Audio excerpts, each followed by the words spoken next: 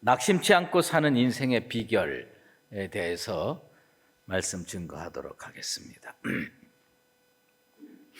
예수 믿고 살면 다 좋은 일 벌어지고, 예수 믿고 살면 건강도 좋고, 예수 믿고 살면 모든 일이 형통하면 얼마나 좋겠습니까?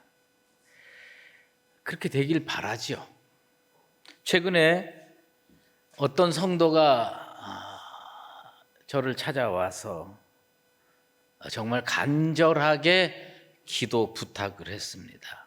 딸이 매우 중요한 과정을 통과해야 했는데 꼭 통과될 수 있도록 목사님 기도해 주세요. 목사로서 나름 열심히 그 성도와 딸을 위해서 기도했습니다. 그런데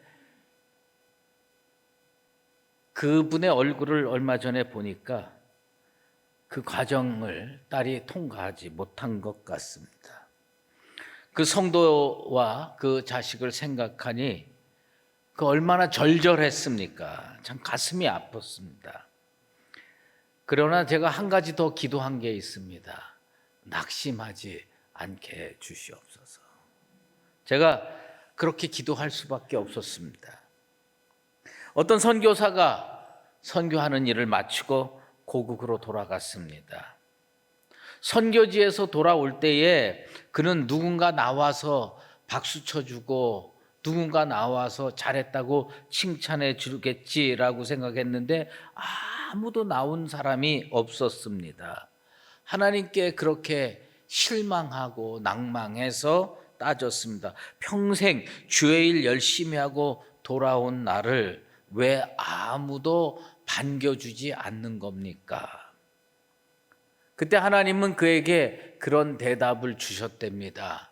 너 아직 본향으로 돌아온 것은 아니지 않느냐. 예레미야 선지자는 무릇 여호와를 의지하여 여호와를 의뢰하는 그 사람은 복을 받을 것이라 말씀하고 있습니다. 그냥 목사로서 하는 권면입니다. 예수 믿고 은혜도 받으실 뿐만 아니라 예수 믿고 구원도 받으실 뿐만 아니라 간절히 바라건대는 예수 믿고 꼭 복도 받으시게 되길 바랍니다. 근데 왜 성도들 가끔 신앙생활하면서 낙심할까요?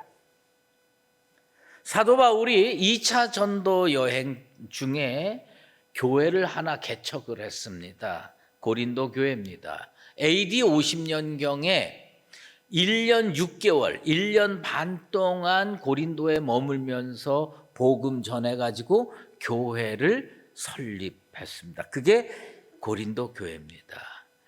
1년 동안 열심히 가르치고 1년 동안 열심히 기도하고 1년 동안 열심히 교제했습니다. 그래서 교회가 든든해졌을 거라고 생각하고 사도 바울은 에베소로 되돌아갔습니다.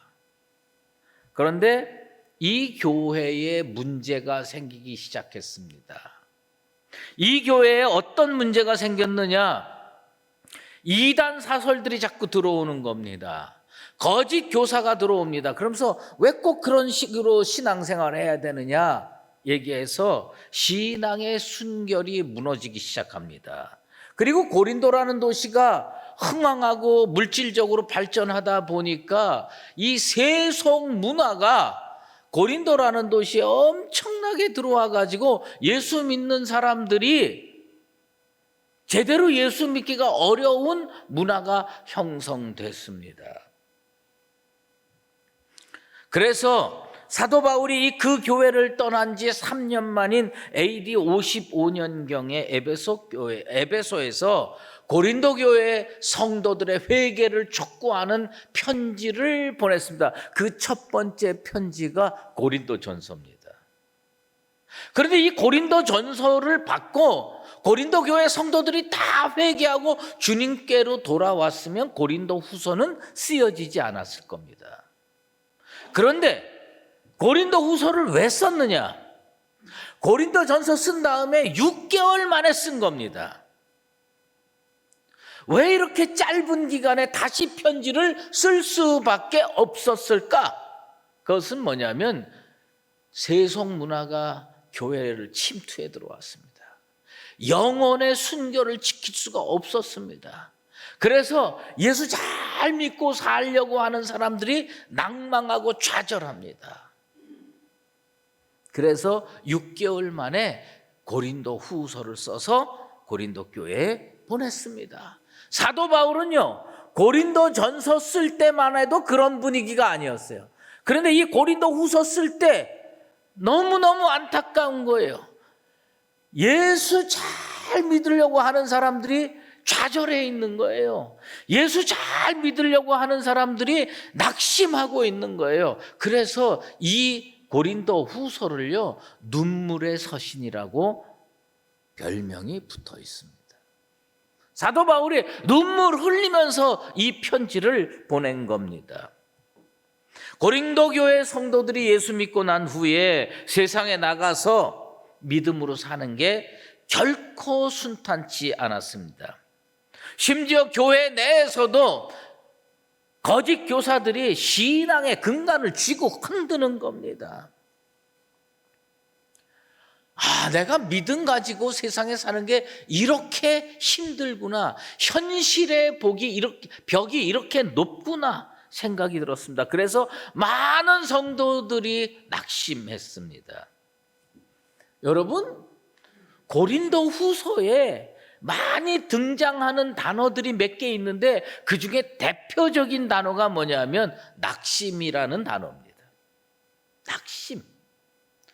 특별히 오늘 우리가 읽은 본문 고린도 후서 4장에서만 낙심이라는 단어가 몇 번 나오느냐, 집에 가서 세보세요. 4번 나옵니다. 뭘 이렇게 낙심이라는 단어를 많이 쓸까? 우리는 예수 잘 믿는 사람들이 뭘 낙심을 할까? 그런데 고린도 교회의 성도들은 예수 잘 믿고 살려고 그러는데 너무나도 힘든 거예요. 그래서 좌절하고 낙심하는 겁니다. 우리가 아는 유명한 말씀이 8절에 나오죠. 우리가 사방으로 우겨쌈을 당하여도 쌓이지 아니하며 답답한 일을 당하여도 낙심하지 아니하노라. 무슨 얘기입니까? 고린도 교회 성도들이요, 그 고린도라는 도시에서 사는데 어떤 느낌을 받고 하느냐? 사방으로 우겨쌈을 당하는 느낌을 받았어요. 그거는요, 사도 바울의 인생도 마찬가지였습니다. 사도 바울은 거의 날마다 사방으로 우겨쌈을 당하고 있습니다. 그런데 요즘 한국 교회의 성도들이 교회 생활하고 신앙생활 할 뿐만 아니라 세상에 나가서 믿음으로 살려는데 어떤 느낌을 받을까 생각을 해보면 사방으로 우겨쌈을 당하는 문화 속에서 사는구나.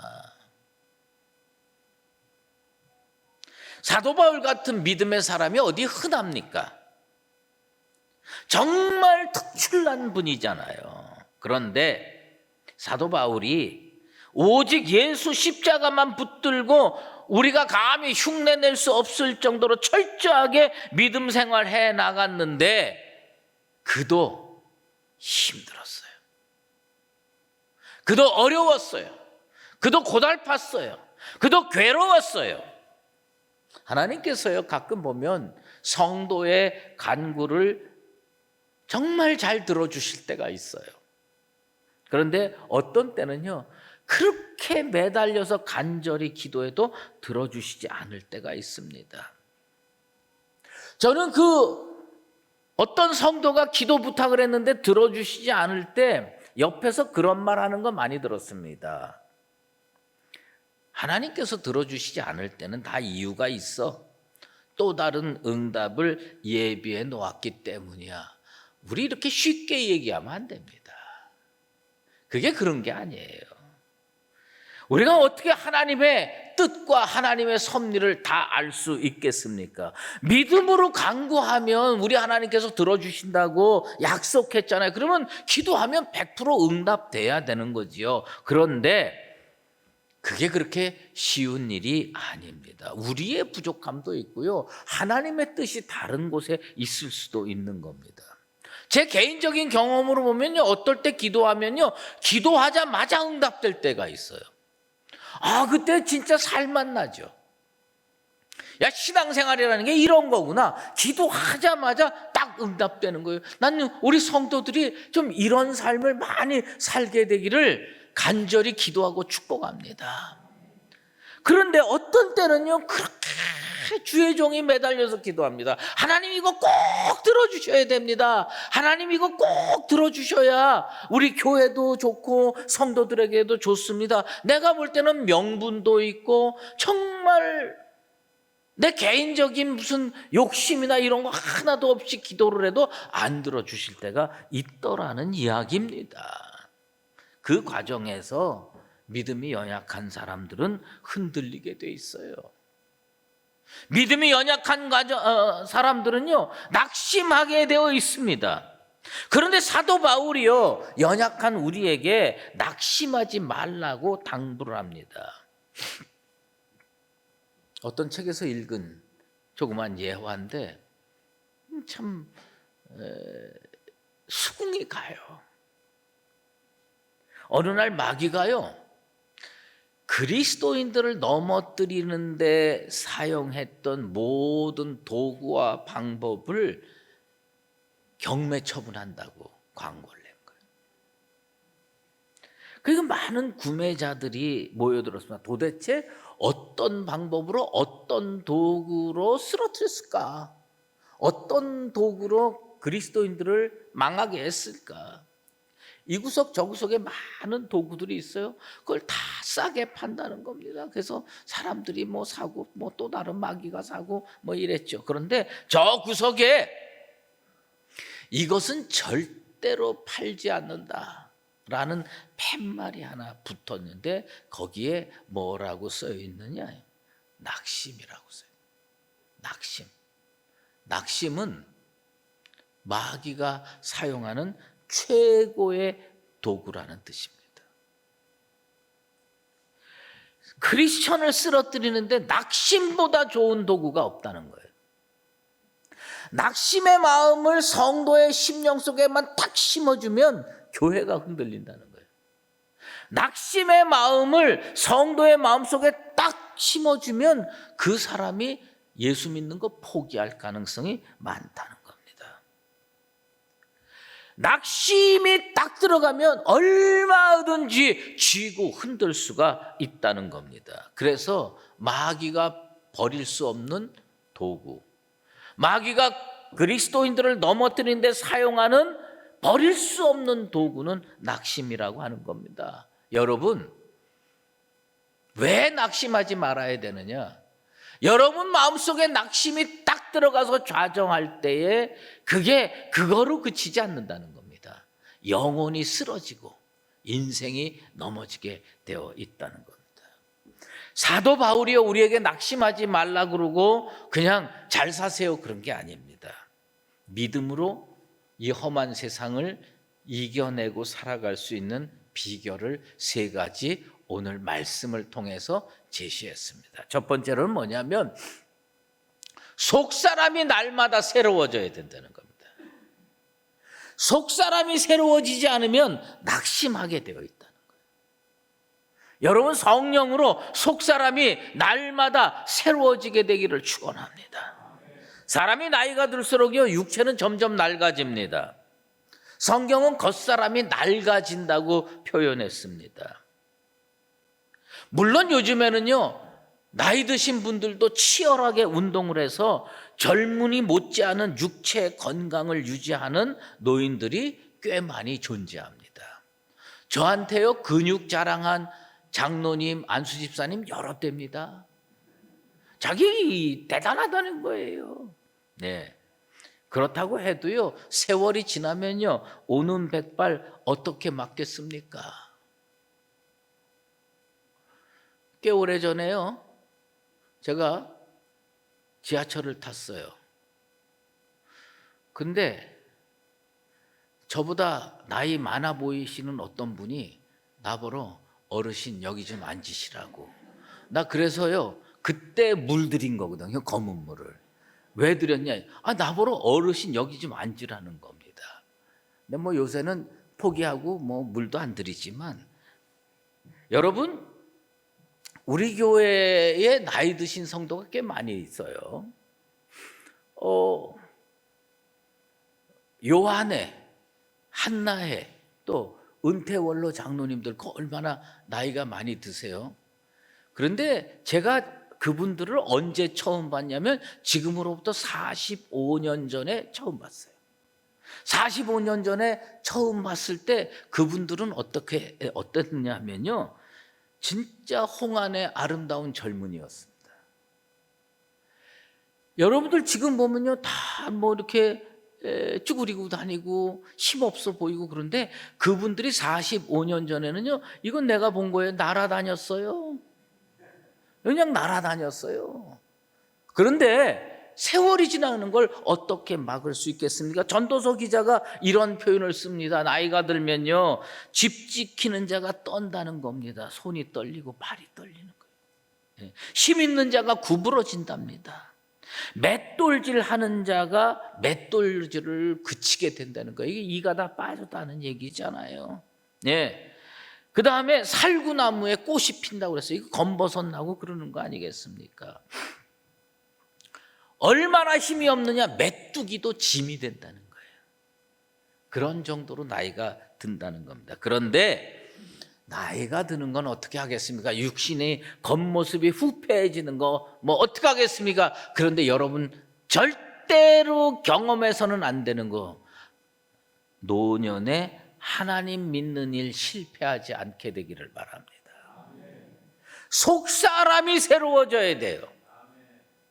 하나님 믿는 일 실패하지 않아야 되는 거예요. 그래서 늙어도 결실하고 진액이 풍족하고 빛이 청청한 인생이 되려면 어떻게 해야 되느냐?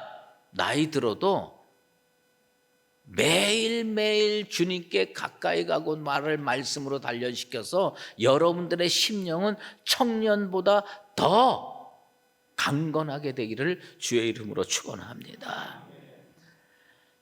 믿음의 사람 사도 바울도요, 육체가 노쇠해지는 걸 막을 수가 없었어요. 그런데 날마다 속사람이 새로워지는 성화의 길을 걸었습니다. 그래서 골로새서 3장 10절에 지식에까지 새롭게 하심을 입은 자니라, 그렇게 얘기한 거예요. 여러분, 말씀으로 무장해서 우리가 다른 거는 다 잊어먹고 살아도 예수 복음은 누구보다도 정확하게 꿰뚫고 그것을 선포할 수 있는 속사람이 새로워지는 나와 여러분 되시기를 바랍니다.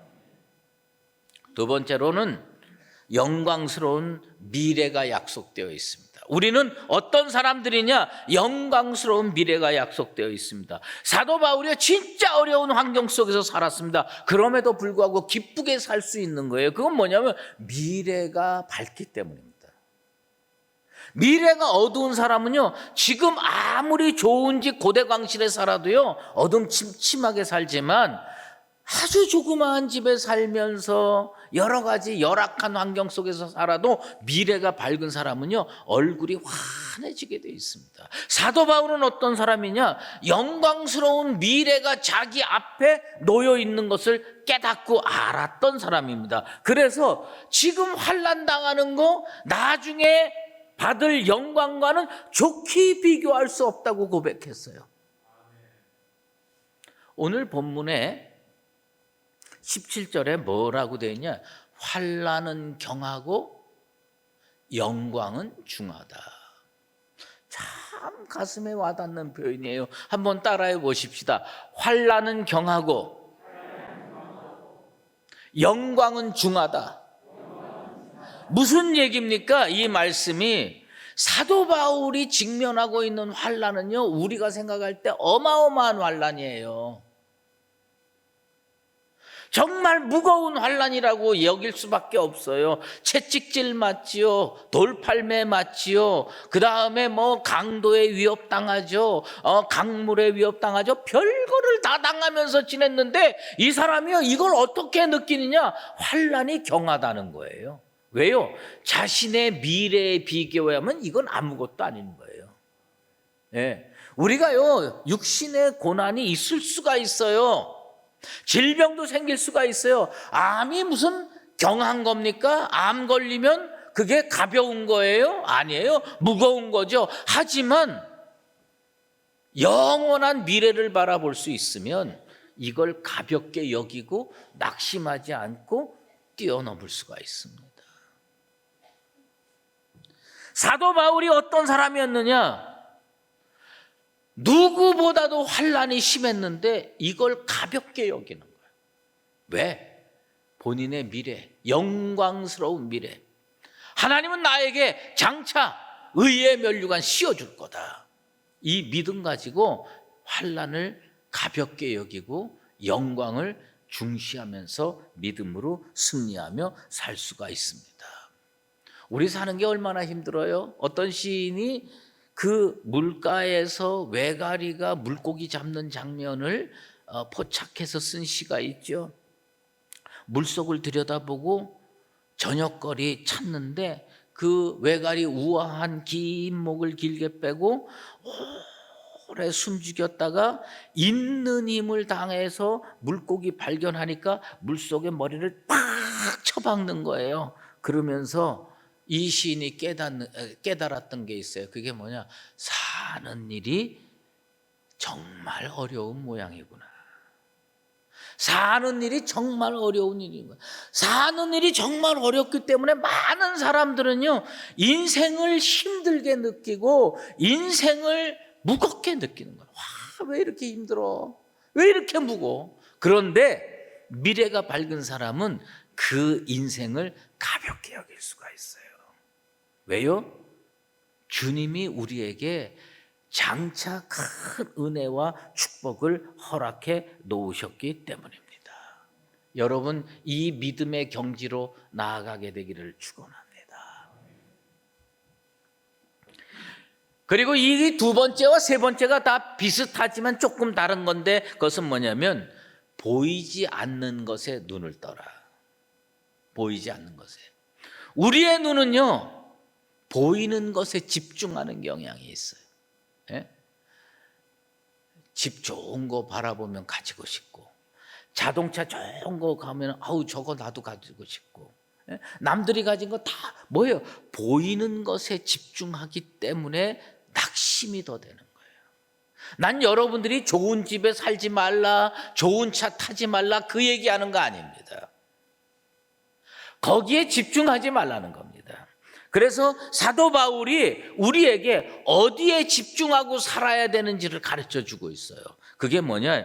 주목하다라는 단어를 쓰면서 보이지 않는 것에 주목하라. 보이지 않는 것에 집중하라. 이 주목하다라는 단어를 헬라어로요, 스코페오라고 합니다. 스코페오. 그건 뭐냐면 시선을 고정시키는 겁니다. 사람이요, 시선을요, 물질에 고정시키면요, 낭망하게 돼 있어요. 낙심하게 돼 있어요. 그러나 우리의 눈을 주님을 향해 있으면 우리 눈은 정말 세상이 주지 못하는 놀라운 은혜와 기쁨을 누리고 살 수 있게 될 줄로 믿습니다. 안목의 정욕에 무릎 꿇지 말고, 이 보이는 거는 잠깐 있다가 없어지는 겁니다. 영원한 것들을 바라볼 수 있을 때 여러분들의 인생은 진정으로 복된 인생이 될 줄로 믿습니다. 아브라함이 어떻게 젖과 꿀이 흐르는 가나안 땅으로 갈 수 있었습니까?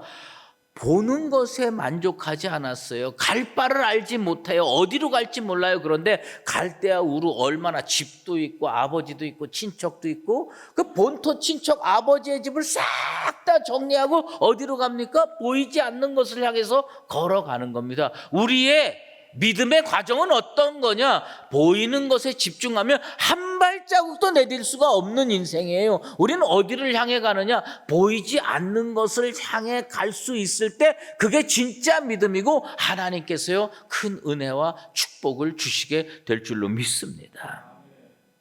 그런데 이 사도 바울의 이 측면보다 오늘 우리가 말씀 하나를 더 생각해 보려고 그래요. 그것은 뭐냐면 마가복음 10장 30절 말씀인데, 예수님 말씀으로 우리는 모든 판단과 행동의 근거로 삼아야 되지 않겠습니까? 예수님이 현세와 내세를 구분하십니다.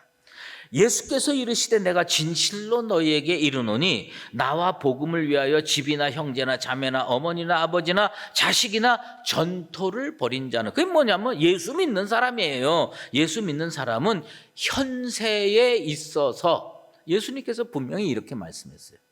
현세에 있어 집과 형제와 자매와 어머니와 자식과 전토를 100배나 받다.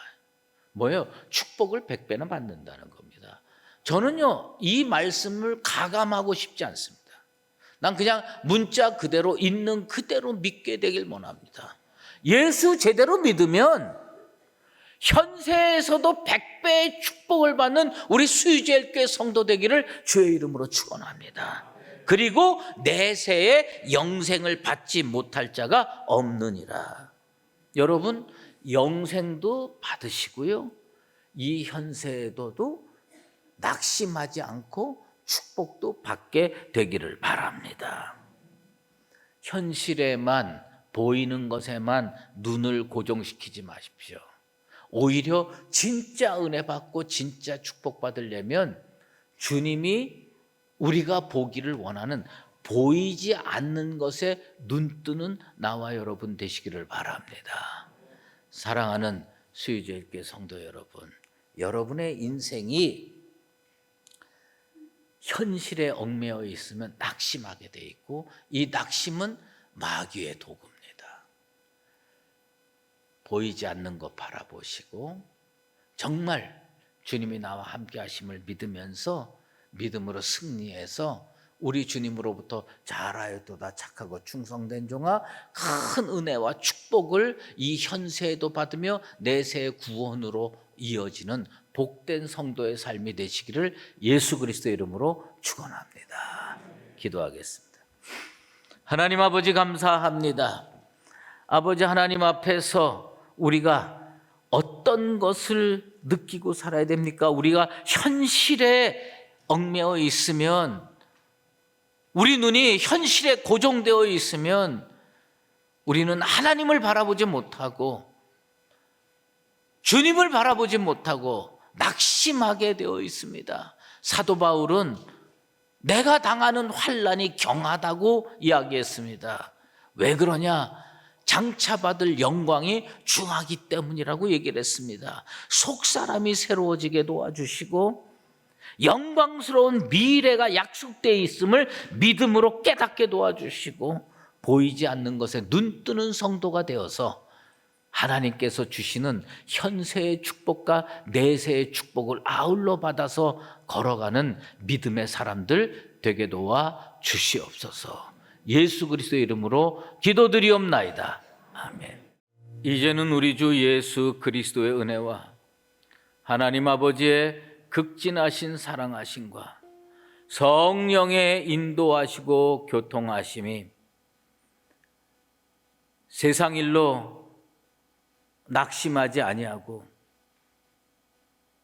속사람을 새롭게 하고 미래의 영광을 바라보며 보이지 않는 곳에 눈 떠서 주님으로부터 현세의 축복도 받고 내세의 은총도 받으며 이 험한 세상에서 담대하게 살아가기를 다시 한번 작정하는 수유제일교회 모든 믿음의 권속들과 주님의 몸된 교회 위에 이제로 영원히 함께 계시옵기를 간절히 축원하옵나이다.